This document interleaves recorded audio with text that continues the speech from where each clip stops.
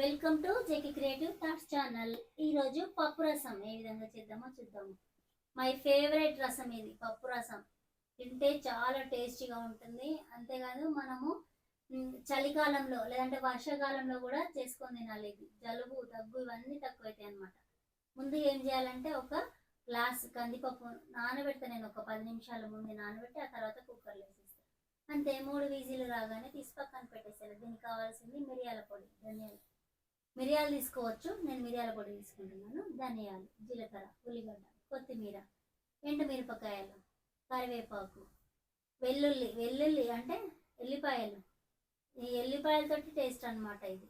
ఎల్లిపాయలు, ఎండుమిరపకాయలు ఏం చేయాలంటే వాటి అన్నింటిని మంచిగా మిక్సీ పట్టేసుకోవాలి. పప్పు ఉడికిపోయింది చూడండి. ఇప్పుడు మిక్సీ పట్టాలి, కానీ నేను రోట్లో దంచుతున్నాను. రోట్లో కూడా దంచుకోవచ్చు. ఫస్ట్ ఎల్లిపాయలు వేసుకోవాలి. కొన్ని గుప్పడన్ని ఎల్లిపాయలు, జీలకర్ర, ధనియాలు, మిరియాలు వేసుకోవాలి. కానీ నా దగ్గర మిరియాల పొడి ఉంది కాబట్టి మిరియాల పొడి వేస్తున్నాను. లేదంటే మిరియాలు వేయాలి. ఉప్పు, దొడ్డుప్పు, రుచికి తగిన ఉప్పు వేసేసి దీన్ని మంచిగా మెత్తగా దంచుకోవాలి. మిక్సర్ అయితే మెత్తగా పట్టుకోవచ్చు, రోట్లో కూడా ఏం కాదు. నేను రోట్లోనే దంచిన. ఈ విధంగా దంచుకోవాలి. ఇది పప్పు రసం మసాలా అనమాట. ఈ విధంగా మెత్తగా దంచుకోవాలి. దంచిన తర్వాత దీన్ని తీసి పక్కన పెట్టేసేయాలి.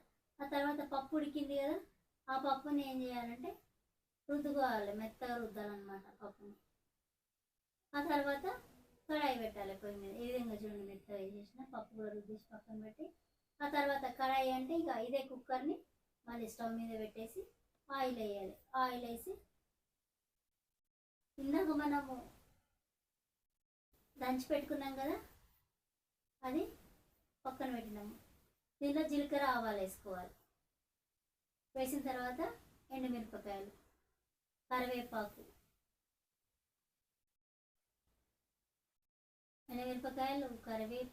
పసుపు వేసేసుకోవాలి. ఉల్లిపాయలు కూడా ఇందాక దంచి పెట్టింది చూడండి, హాఫ్ తీసుకుంటున్నా. సగమే మసాలా తీసి తాలింపులు వేయాలి. సగం మసాలా అట్లనే పెట్టాలి. ఎందుకంటే చింతపండు నానబెట్టినాం కదా, రసం తీస్తాం. చింతపండు నానబెట్టడం అనేది చెప్పడం మర్చిపోయినా, కానీ ముందు చింతపండు నానబెట్టుకోవాలి. ఆ చింతపండు రసం తీసి ఇది చూడండి, తాలింపు మంచిగా గోలిన తర్వాత ఇందులో చింతపండు రసం వేసేసేయాలి. ఆ చింతపండు రసం వేసినాక ఆ మిగిలిన మసాలాని ఏం చేయాలంటే దీనిలో వేసేయాలి.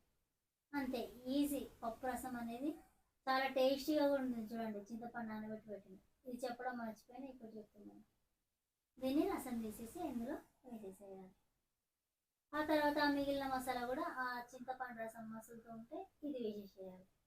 అంతే, టేస్టీ పప్పు రసం అనేది రెడీ అయిపోతుంది.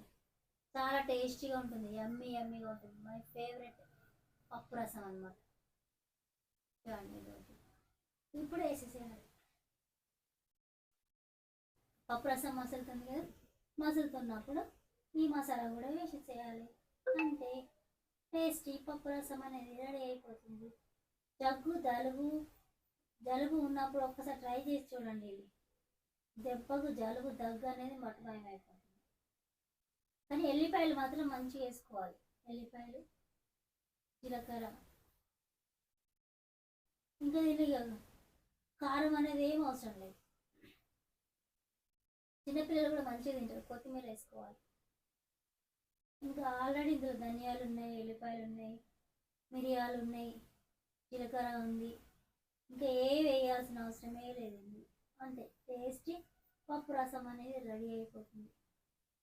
ఈ పప్పు రసాన్ని ఇంకో బౌల్లో తీసేసుకున్నాను. అంతే. ఈ వీడియో మీకు నచ్చినట్టయితే లైక్ చేయండి, షేర్ చేయండి.